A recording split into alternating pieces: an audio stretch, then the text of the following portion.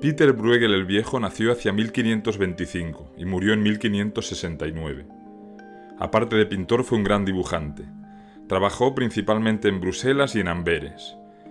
Mientras que sus ideas sobre los seres humanos y el mundo eran propias del Renacimiento, su estilo pictórico está lejos de los cánones de la pintura italiana del siglo XVI, que generalmente se identifican con esta época. Este cuadro se titula La cosecha.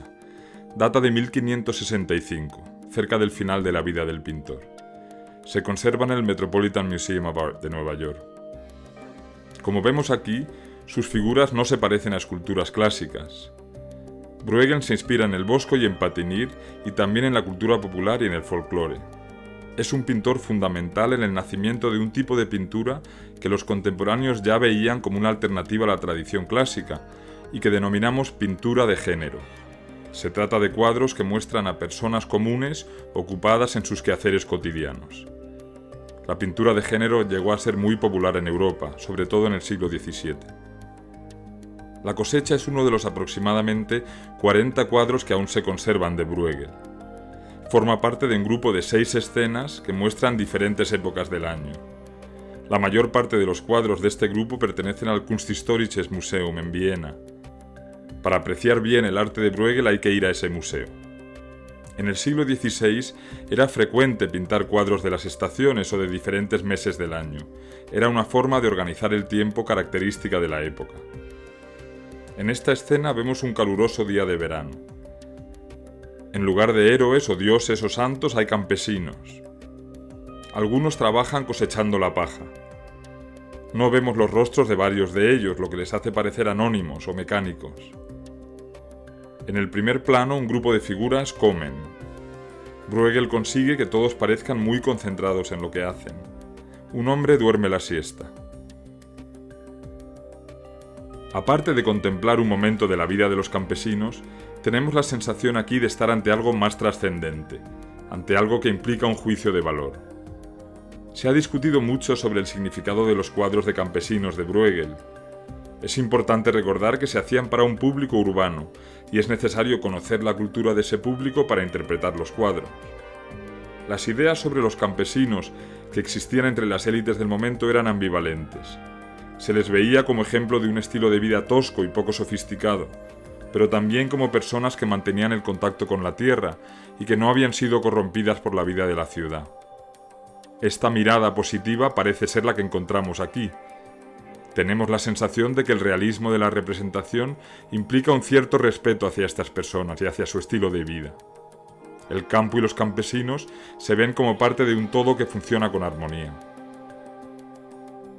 La manera de representar las expresiones de los rostros y las posiciones de los cuerpos hacen que las figuras de Bruegel parezcan muy humanas, en el sentido no solo físico, sino psicológico y moral. Los ojos redondeados de la figura junto al árbol que nos mira son típicos de este pintor. El extenso paisaje se inspira en los cuadros de Patinir. Una de las mejores cualidades del arte de Bruegel es la sensación de inmensidad que transmiten sus paisajes, cualidad que se pierde en la reproducción de los cuadros. En los textos sobre el pintor se repite a menudo la palabra cósmico. No conozco a ningún otro artista que nos haga sentir, como lo hace Bruegel, que pertenecemos a algo infinitamente mayor que nosotros.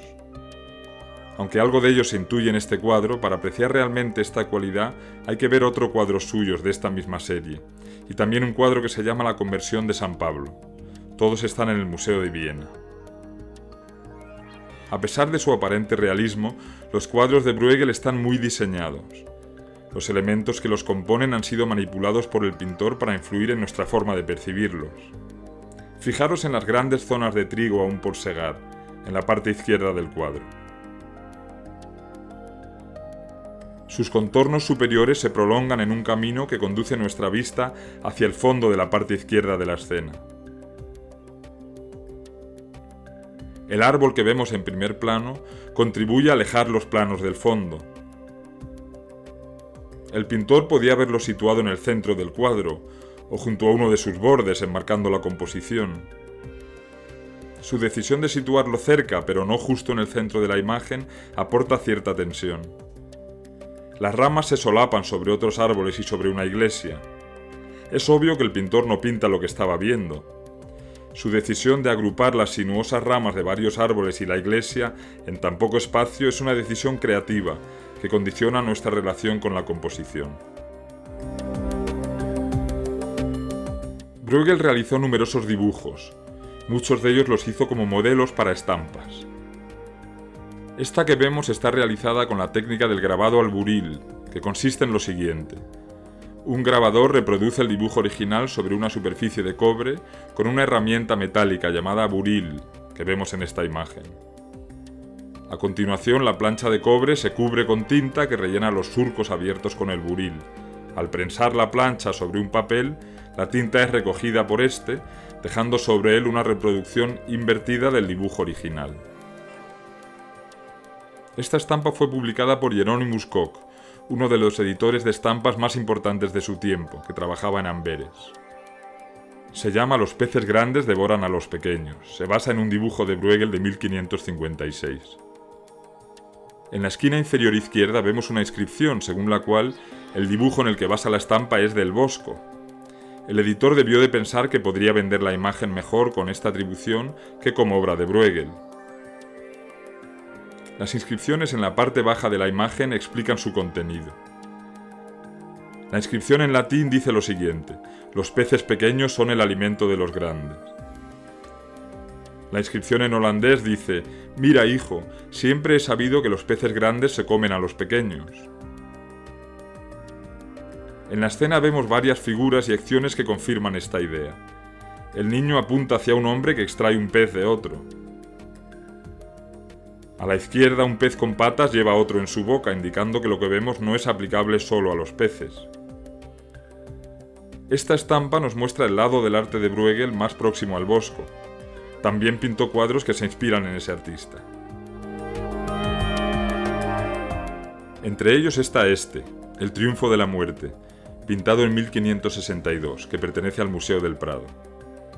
Ejércitos de esqueletos destruyen todo lo que encuentran a su paso, destruyen toda la vida que hay en la tierra.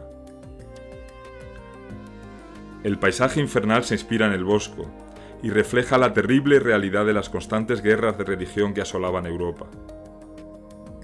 En la esquina inferior izquierda, un esqueleto muestra un reloj de arena a un rey, recordándole que su tiempo ha terminado.